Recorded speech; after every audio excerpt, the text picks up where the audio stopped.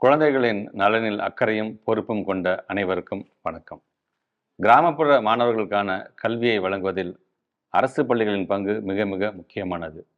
எந்தவித பாகுபாடும் இல்லாமல் அனைத்து தரப்பு குழந்தைகளும் கல்வி கற்க வேண்டும் என்பதற்காக கொண்டுவரப்பட்ட இலவச கட்டாய கல்வி உரிமை சட்டத்தை தமிழ்நாடு அரசு சிறப்புடன் செயல்படுத்தி வருகிறது. இக்கல்வி உரிமை சட்டத்தின் மிக முக்கிய அம்சமான பள்ளி மேலாண்மை குழுக்களை நமது அரசு 2 ஆண்டுகளுக்கு முன்னர் அனைத்து அரசு பள்ளிகளிலும் மறுகட்டமைத்தது. அக்குழுவில் உறுப்பினர்களாக உள்ள நீங்கள் அனைவரும் கடந்த 2 ஆண்டுகளாக சிறப்பாக செயலாற்றி வருகிறீர்கள். அரசு பள்ளிகள் என்பது வறுமையின் அடையாளம் அல்ல, பெருமையின் அடையாளம் என்ற உணர்வோடு தொடர்ந்து செயல்பட்டு வரும் உங்கள் அனைவருக்கும் எனது பாராட்டுகளையும் நன்றிகளையும் தெரிவித்துக் கொள்கிறேன். குழந்தைகளை மையப்படுத்திய கல்வி முறையை கொண்டு வருவதே நமது அரசின் முக்கிய நோக்கம். அதற்கு பக்கபலமாக நீங்கள் அனைவரும் பள்ளி மேலாண்மை குழுக்கள் மூலமாக தமிழ்நாடு அரசுடன் கைகோர்த்தது எனக்கு பெருமகிழ்ச்சி அளிக்கிறது. கடந்த 2 ஆண்டுகளாக நம் அரசு பள்ளி குழந்தைகளின் கற்றல் திறன், சுகாதாரம், பாதுகாப்பு மற்றும் பள்ளிகளின் உட்கட்டமைப்பு வசதி போன்றவற்றில் உள்ளாட்சி பிரதிநிதிகளின் பங்களிப்போடு சமூகத்தையும் ஒருங்கிணைத்து பள்ளிகளின் தேவைகளை நிறைவேற்றுவதில் அரசு பள்ளி பெற்றோர்களாகிய நீங்கள் சிறப்புடன் செயல்பட்டு வருகின்றீர்கள். பள்ளி மேலாண்மை குழுவில் நிறைவேற்றப்படும் தீர்மானங்கள் உடனுக்குடன் நமது மாண்புமிகு தமிழ்நாடு முதலமைச்சர் அவர்களின் பார்வைக்கும் எனது கவனத்திற்கும் கொண்டு வரப்படுகின்றன. அத்தீர்மானங்களை பரிசீலித்து அதனை செயல்படுத்திட தொடர்புடைய துறைசார் செயலாளர்கள் மற்றும் அலுவலர்களை இணைத்து மாண்புமிகு முதலமைச்சர் அவர்களின் தலைமையில் மாநில அளவிலும் மற்றும் ஆட்சியர் தலைமையில் மாவட்ட அளவிலும் கண்காணிப்பு குழுக்கள் அமைக்கப்பட்டு செயல்பட்டு வருகின்றன.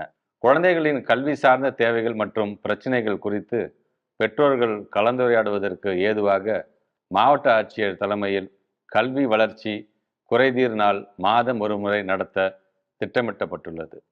இக்கூட்டத்தில் பள்ளி மேலாண்மை குழு உறுப்பினர்கள், பெற்றோர்கள், தலைமை ஆசிரியர்கள், ஆசிரியர்கள், முன்னாள் மாணவர்கள் மற்றும் உள்ளாட்சி பிரதிநிதிகள் என அனைவரும் கலந்து கொள்ளலாம். கட்டாய கல்வி உரிமை சட்டத்தின்படி பள்ளி மேலாண்மை குழுக்கள் 2 ஆண்டுகளுக்கு ஒரு முறை மறுகட்டமைப்பு செய்யப்பட வேண்டும்.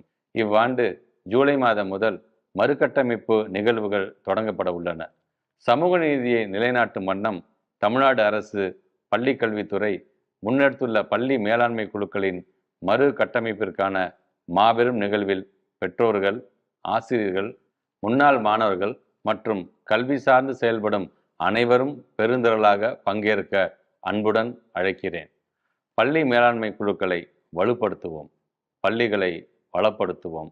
நம் பள்ளி நம் பெருமை. நன்றி.